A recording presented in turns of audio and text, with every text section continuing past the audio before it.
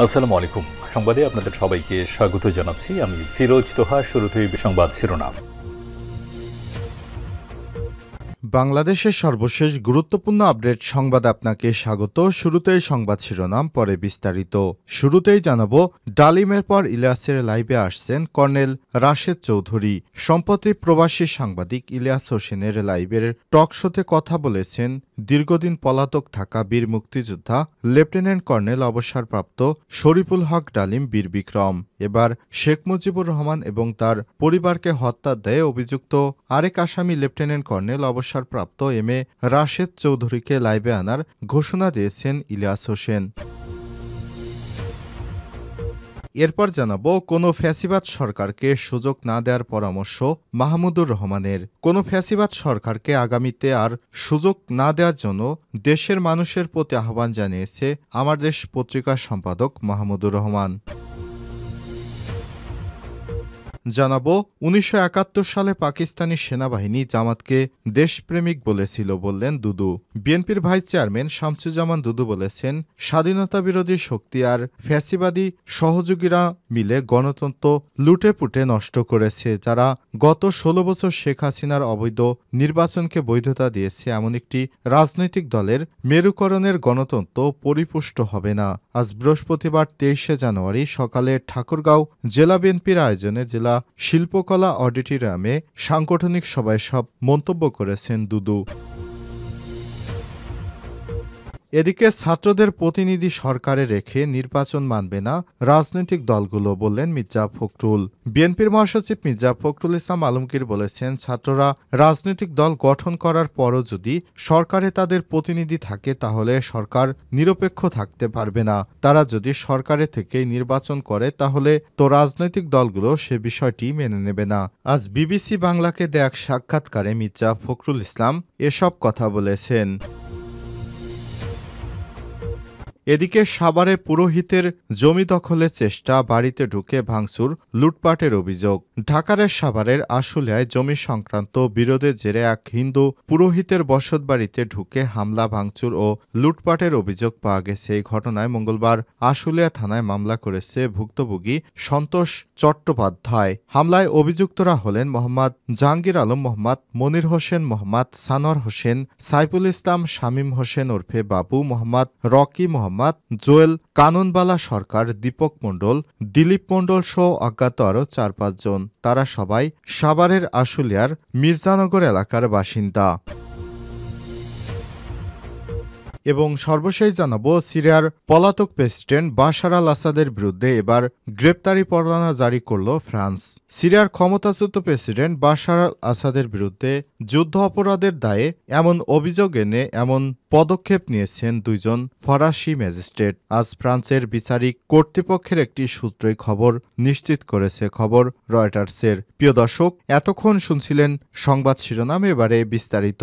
তবে তার আগে বন্ধুরা, অনুরোধ থাকবে সংবাদটিতে একটি লাইক দিন। এই চ্যানেলে আপনি নতুন হয়ে থাকলে আমাদের সংবাদটি দেখতে দেখতে চ্যানেলটি সাবস্ক্রাইব করে রাখুন। কমেন্ট করে বন্ধুরা আপনার মূল্যবান মতামত জানিয়ে দিন আপনি বিশ্বের কোন দেশ থেকে বা বাংলাদেশের কোন স্থান থেকে আমাদের সংবাদটি দেখছেন এবং শুনছেন। এবারে বিস্তারিত।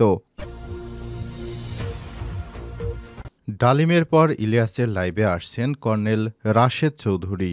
সম্প্রতি প্রবাসী সাংবাদিক ইলিয়াস হোসেনের লাইভ টক শোতে কথা বলেছেন দীর্ঘদিন পলাতক থাকা বীর মুক্তিযোদ্ধা লেফটেন্যান্ট কর্নেল অবসরপ্রাপ্ত শরীফুল হক ডালিম বীর বিক্রম। এবার শেখ মুজিবুর রহমান এবং তার পরিবারকে হত্যার দায়ে অভিযুক্ত আরেক আসামি লেফটেন্যান্ট কর্নেল অবসরপ্রাপ্ত এম এ রাশেদ চৌধুরীকে লাইভে আনার ঘোষণা দিয়েছে ইলিয়াস হোসেন। সোমবার ২০শে জানুয়ারি নিজের ভেরিফাইড ফেসবুক পেজে ঘোষণা দেন তিনি। সেখানে সাংবাদিক ইলিয়াস হোসেন লিখেছেন, আগামী শুক্রবার ২৪শে জানুয়ারি বাংলাদেশ সময় রাত ৯টায় সরাসরি আমার ফেসবুক পেজে এই লাইভ সম্প্রচারিত হবে। পোস্টের সঙ্গে রাশেদ চৌধুরী একটি ছবিও যুক্ত করেছেন তিনি। সেনাবাহিনীর সাবেক কর্মকর্তা ও বীর মুক্তিযোদ্ধা রাশেদ চৌধুরী বঙ্গবন্ধু হত্যা মামলায় মৃত্যুদণ্ডপ্রাপ্ত আসামি। বর্তমানে তিনি যুক্তরাষ্ট্রের লস অ্যাঞ্জেলেসে আছেন বলে জানা গেছে। লেফটেন্যান্ট কর্নেল অবসরপ্রাপ্ত এম এ রাশেদ চৌধুরী ১৯৬৯ বাংলাদেশ সেনাবাহিনীতে যোগদান করেন। ১৯৭৬ সালে দ্বিতীয় সচিব হিসেবে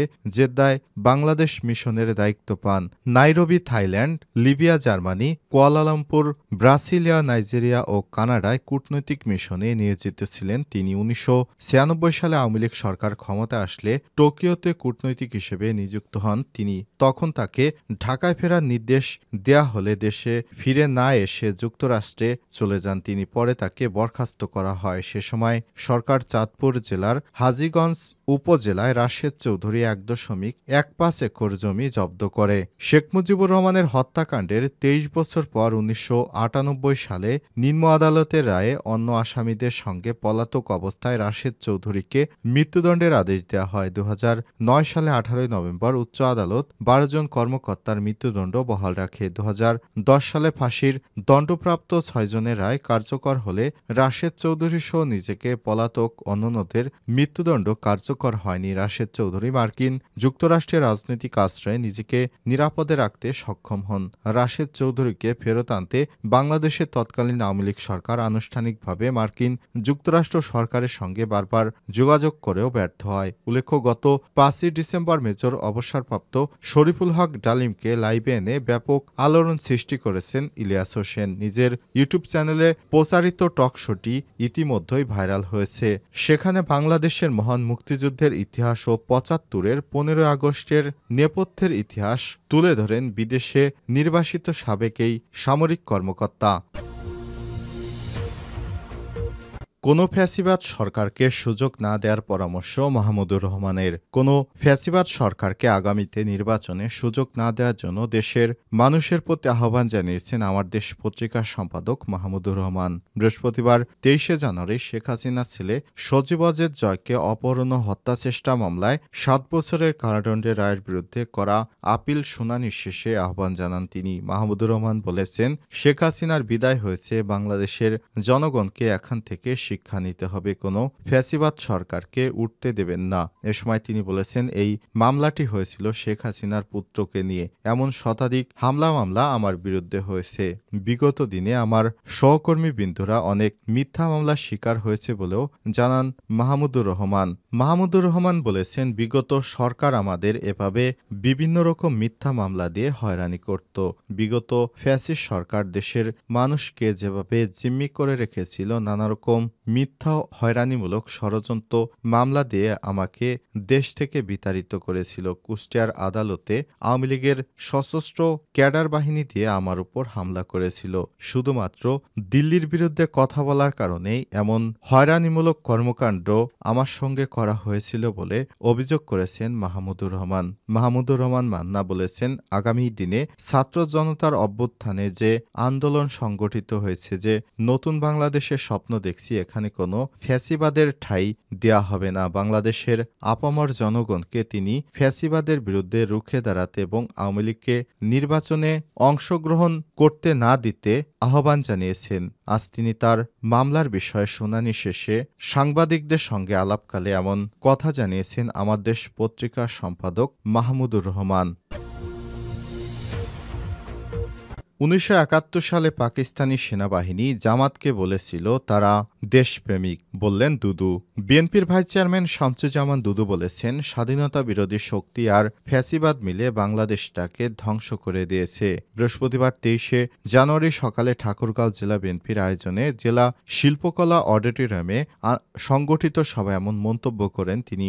জামাত চরমোনাইয়ের একত্র হওয়ার বিষয়ে দুদু বলেছেন, রাজনৈতিক মেরুকরণে এবং গণতন্ত্রের প্রশ্নে সবাই সবার অবস্থান থেকে আগামী নির্বাচনকে মোকাবেলা করতে চাই। স্বাধীনতা বিরোধী রাজনৈতিক দল হিসেবে যারা সিলমারা ৭১ সালে পাকিস্তানের পক্ষে অবস্থান নিয়েছে, এমন একটি দল যারা গত ১৬ বছর শেখ হাসিনার অবৈধ নির্বাচনকে বৈধতা দিয়েছে, এমন একটি রাজনৈতিক দলের মেরুকরণে গণতন্ত্র পরিপুষ্ট হবে না। সেনাবাহিনী জামাত দেশপ্রেম প্রসঙ্গে শামসুজ্জামান দুদু বলেছেন, ১৯৭১ সালে পাকিস্তানি সেনাবাহিনী জামাতকে দেশপ্রেমিক বলেছিল। হঠাৎ করে এমন বক্তব্য, সে কথা মনে করিয়ে দেয় পাকিস্তানি ধারা থেকে বেরিয়ে আসতে পেরেছে কি, এটি আগে পরিষ্কার করলে ভালো হতো। তিনি আরও বলেছেন, বিএনপি সবসময় নির্বাচনের জন্য প্রস্তুত। আমরা ১৪ সাল থেকে একটি অংশগ্রহণমূলক নির্বাচন করতে চাই, কিন্তু বিগত ফ্যাসিস্ট সরকার আমাদের সেই সুযোগ থেকে বঞ্চিত করেছিল। ছাত্র জনতার অভ্যুত্থানের মাধ্যমে আমরা নির্বাচনের সুযোগ পেয়েছি। তিনি বলেন, এই সুযোগকে কাজে লাগাতে চাই এবং এই সুযোগকে বাংলাদেশের সাধারণ জনগণের সুযোগ হিসেবে দাবি করেছেন বিএনপির এই নেতা। তিনি বলেছেন, বাংলাদেশের জনগণ ভোট দেওয়ার মাধ্যমে তাদের গণতন্ত্র পুনঃপ্রতিষ্ঠার সঙ্গে একত্রতা প্রকাশ করেছে। এভাবেই বাংলাদেশ এগিয়ে যাবে। ছাত্রদের প্রতিনিধি সরকারে রেখে নির্বাচন মানব না, বললেন মির্জা ফখরুল ইসলাম। বিএনপির মহাসচিব মির্জা ফখরুল ইসলাম আলমগীর বলেছেন, ছাত্র প্রতিনিধিদের সরকারে রেখে তারপর নতুন কোনো রাজনৈতিক দল গঠন করলে এবং সেই দল যদি রাজনীতিতে অংশগ্রহণ করে বা নির্বাচনে অংশগ্রহণ করে, তাহলে আমরা এ ধরনের কর্মকাণ্ড মেনে নেব না বা কোনো রাজনৈতিক দলই এটি মেনে নেবে না। তিনি বলেছেন, সবাইকে নিরপেক্ষ থাকতে হবে। বিবিসি বাংলার এক প্রশ্নের জবাবে তিনি বলেছেন, জুলাই অভ্যুত্থানে নেতৃত্ব দেওয়া শিক্ষার্থীরা একটা রাজনৈতিক দল গঠন করার কথা ভাবছেন, সেখানে যদি ছাত্রদের প্রতিনিধি ও সরকার থাকে তাহলে তো নিরপেক্ষ থাকতে পারবে না। কিন্তু তারা যদি মনে করেন সরকার থেকেই নির্বাচন করবেন, তাহলে রাজনৈতিক দলগুলো সেটা মেনে নেবে না। তিনি আরও বলেছেন, আমরা দ্রুত নির্বাচন চাই। সেটা আগেও বলেছি, যৌক্তিক সময়ের মধ্যে সংস্কার, যেটা ন্যূনতম সংস্কার, সেগুলো করে দ্রুত সম্ভব জাতীয় সংসদ নির্বাচন করার কথা বলেছি। আমরা এসব কথা আমরা প্রথম থেকেই বলে আসছি। আমরা বিশ্বাস করি যে আমাদের যে অভিজ্ঞতা দেখেছি আমরা অতীতের কেয়ারটেকার সরকারগুলোতে, তাতে করে এটা অসম্ভব কিছু না। সরকার চাইলে জুন জুলাইয়ের মধ্য বা আগস্টের মধ্যেই নির্বাচন করা সম্ভব। নির্বাচনের সময়সীমা সম্পর্কে বিএনপির মহাসচিব বলেছেন, আমরা সুনির্দিষ্ট সময় ওইভাবে বলতে চাই না, কারণ এর জন্য যে তাতে কোনো লাভ হবে না। কারণ সরকারকেও সেটা চাইতে হবে, অন্য দলগুলোকেও চাইতে হবে, সবাইকে একসঙ্গে চাইতে হবে। তবে আমরা মনে করি যত দ্রুত নির্বাচন হবে দেশে ততই মঙ্গল হবে। এজন্য অতি দ্রুত সময়ের মধ্যে তিনি নির্বাচন চেয়েছেন বলে জানিয়েছেন বিএনপির মহাসচিব।